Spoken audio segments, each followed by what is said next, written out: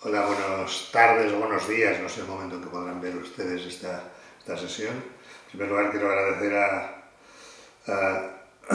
el poder participar en estas sesiones, para mí es un placer. Y vamos a comentar un poco una introducción a lo que es el síndrome de Ehlers-Danlos. Bueno, vamos a hacer una revisión clínica y genética de esta patología. El síndrome de Ehlers-Danlos es un grupo muy heterogéneo de enfermedades hereditarias del tejido conectivo que se caracterizan básicamente por hiperextensibilidad cutánea, hipermovilidad articular y una fragilidad generalizada del tejido conectivo. A todo ello se asocia prácticamente siempre el dolor crónico. Estas enfermedades son conectivopatías, o sea, hay problemas con el colágeno, que es la proteína más abundante en nuestro organismo, y es la proteína que nos protege nuestras articulaciones, la proteína que engloba todos los vasos de nuestro organismo, y que si hay un problema con el colágeno, pues nos va a dar alteración en este nivel, sobre todo a nivel articular y a nivel también vascular. Vamos a seguir viendo las siguientes diapositivas. Vemos en la clasificación del síndrome de Ehlers-Danlos que hay como mínimo 13 tipos distintos de síndrome de Ehlers-Danlos y al menos unos 23 genes responsables de estas enfermedades. Como podéis ver en la tabla, cada tipo de Ehlers-Danlos, el clásico, el vascular, tiene sus genes implicados. Algún gen puede condicionar más de un tipo de Ehlers-Danlos, y lo que llama más la atención es que la forma hipermóvil, la penúltima de este listado, no se conoce el gen. Y como podéis ver después, porque lo vamos a comentar, la forma hipermóvil además es la más frecuente. Y es el motivo de consulta más frecuente en las consultas de genética. La epidemiología, vamos a ver, la incidencia y prevalencia de los distintos tipos de Ehlers-Danlos es desconocida, pero parece que más o menos 1 de cada 5.000 personas tienen algún tipo de Ehlers-Danlos. Pero aquí hay una gran variabilidad en la frecuencia y la incidencia de esta enfermedad. El Ehlers-Danlos clásico tiene una frecuencia, una incidencia de 1 cada 20.000 o 1 cada 40.000 personas, y la forma vascular es mucho menos frecuente y se da de 1 cada 50.000 a 1 cada 200.000 personas. O sea, estamos hablando de estos dos tipos de Ehlers-Danlos que son formas claras de enfermedad rara, poco frecuentes. Sin embargo, la enfermedad de Ehlers-Danlos tipo hipermóvil es mucho más frecuente, como vemos abajo, es de 1 cada 500 personas a 1 en 1.100. Y eso es debido porque todos tienen hiperlaxitud articular, y la hiperlaxitud articular es muy frecuente en la población general. Más o menos se calcula que entre el 1 y el 2% de personas tienen una hiperlaxitud articular. Y muchos de ellos van a tener el Ehlers-Danlos hipermóvil y por tanto una frecuencia mucho más elevada que el resto de enfermedades. El dolor en el síndrome de Ehlers-Danlos es un signo capital. Es una fuente importante de discapacidad, así como ocasiona un deterioro funcional importante y un sufrimiento psicosocial asociado. Pensar que el dolor en el síndrome de Ehlers-Danlos acostumbra a ser el motivo primero de consulta en la consulta de medicina primaria, en la consulta de comunidad del dolor o a veces en las consultas de genética. El dolor puede ser articular, musculoesquelético, pueden ser cefaleas o migrañas, puede existir un dolor importante en la menstruación en las mujeres, una dismenorrea importante, y también puede existir un dolor abdominal recurrente o torácico. Como podéis ver, el dolor puede afectar a cualquier parte del organismo y es característico del síndrome de Ehlers-Danlos hipermóvil.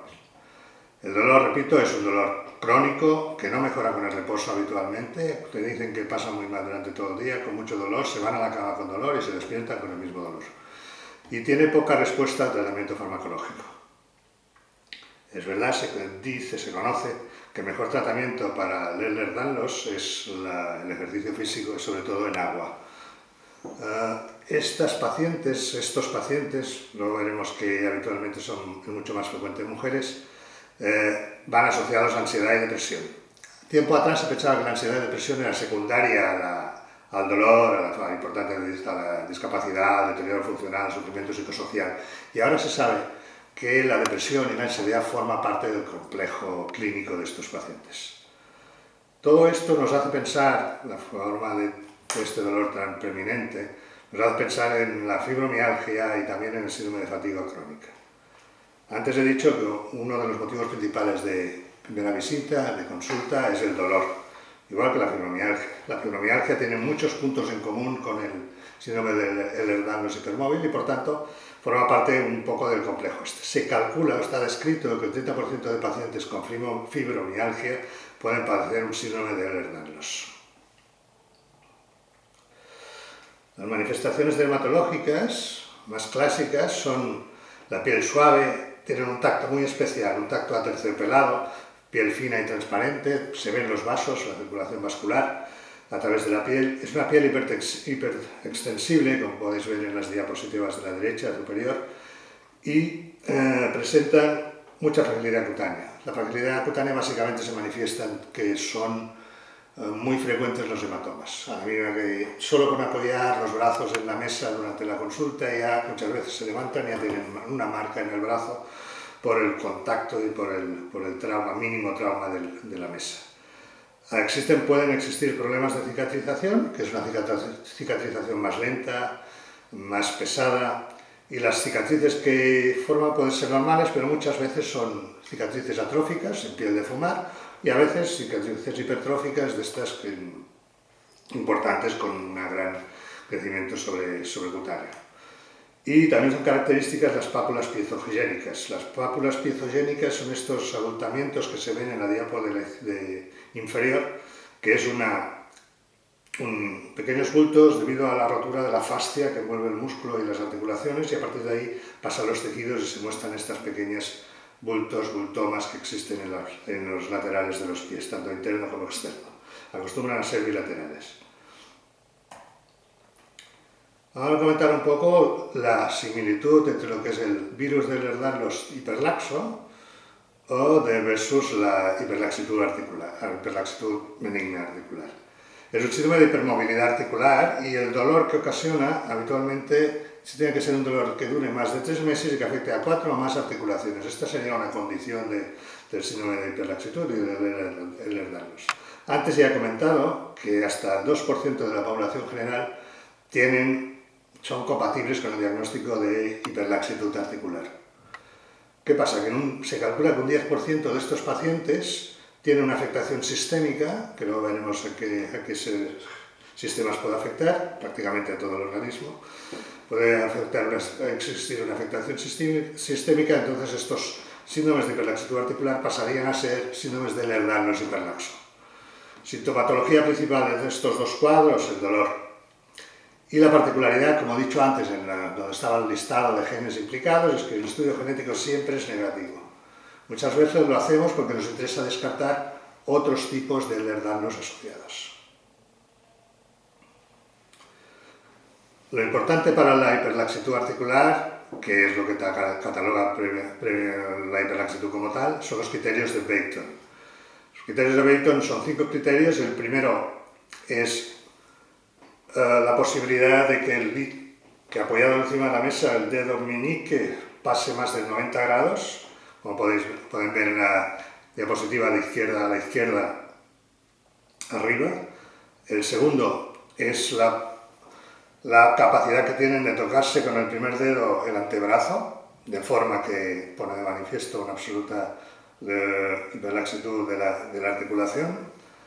El tercero es cuando el codo hace una hiperextensión que supera en 10 grados la línea recta normal, habitual de la articulación del codo. El cuarto es lo mismo pero en las rodillas, como podemos ver en la diapositiva de abajo a la izquierda, que vemos que es unas rodillas absolutamente hiperflexionadas. Y en último lugar es la posibilidad de que sin doblar las rodillas y inclinándose hacia adelante puedan tocar con las palmas de las manos el suelo. Toda la hiperlaxitud es muchísimo más frecuente en mujeres que en hombres, por tanto el síndrome de Ehlers-Danlos es igual, mucho más frecuente en mujeres que en hombres. Disminuye con la edad. Y esto significa que tú puedes ser una hiperlaxitud muy importante a los 10-15 años y luego a los 35, cuando vas a la consulta, pues ya tienes menos.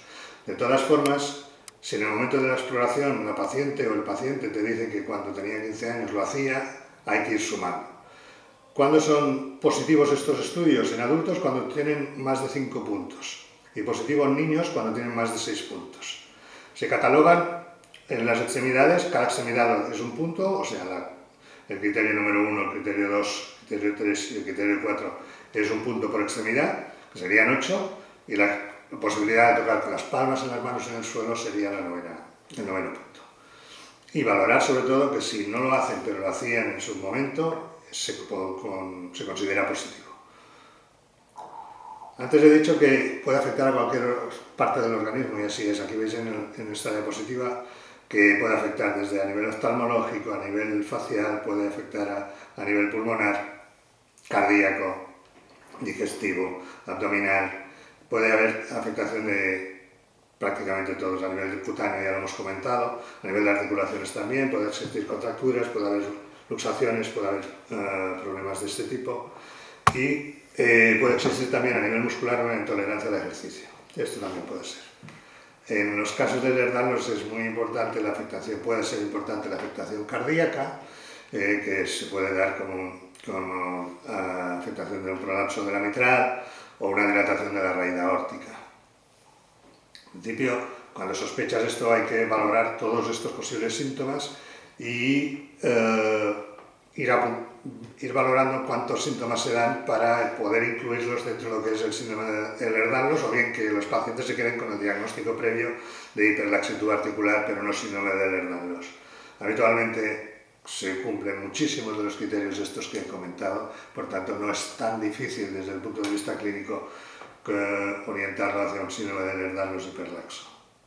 Aquí tenéis los dos ejemplos que antes, aquí veis en la diapositiva de la derecha la hiperlaxitud del cuarto dedo de la mano de esta paciente, y esta hiperlaxitud en la diapositiva de la izquierda del quinto dedo del dedo meñico de mano derecha, que se va totalmente hacia atrás y es absolutamente hiperlaxo. He dicho que no hay estudios genéticos que nos puedan orientar al diagnóstico, pero sí que nos descartan los otros tipos de Ehlers-Danlos, pero no las formas hiperlaxas. A finales del año del 2024 salió un artículo en el que había un estudio de diferentes fragmentos derivados del daño tisular y que pueden ser marcadores específicos del síndrome de hipermovilidad articular y del síndrome Ehlers-Danlos hiperlaxo.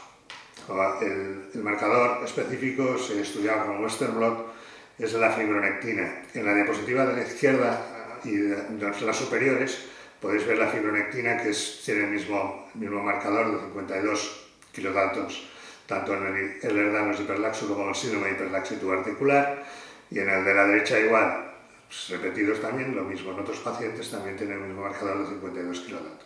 No se da en otros tipos de Ehlers-Danlos y parece que es específico para el síndrome de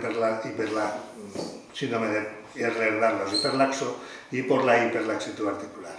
Esto nos orienta a que ambas patologías son la misma, lo que pasa que con un grado de afectación distinto. Estamos ahora nosotros haciendo este estudio en el hospital y de momento no nos está dando demasiados resultados, pero bueno, todavía es pronto y vamos a ver cómo podemos finalizar. Y ya para concluir, el síndrome de Ehlers-Danlos presenta una clínica muy variable. El estudio genético de los pacientes con hiperlaxitud no es diagnóstico. El Western blot detecta marcadores biológicos específicos para el Ehlers-Danlos hiperlaxo y para el síndrome de hiperlaxitud articular, con lo cual nos está orientando a que puede ser la misma patología, con lo cual nos está diciendo que el síndrome de Ehlers-Danlos hiperlaxos sería tan frecuente como un 2% de la población general, lo cual es muchísimo, y queda la incógnita de identificar genes responsables del síndrome de Ehlers-Danlos hiperlaxo. Se han encontrado algunos genes, pero están todavía en fase de estudio, y uno podría ser el KLK15, que parece que se han encontrado algunas mutaciones en este gen en algunas familias de afectados. Estamos mirando a ver si podemos llegar a diagnósticos genéticos que nos ayudarán mucho más a orientar el diagnóstico y además en un futuro a orientar el tratamiento, la terapia que puedan tener estos pacientes. Eso es todo, muchas gracias por su atención.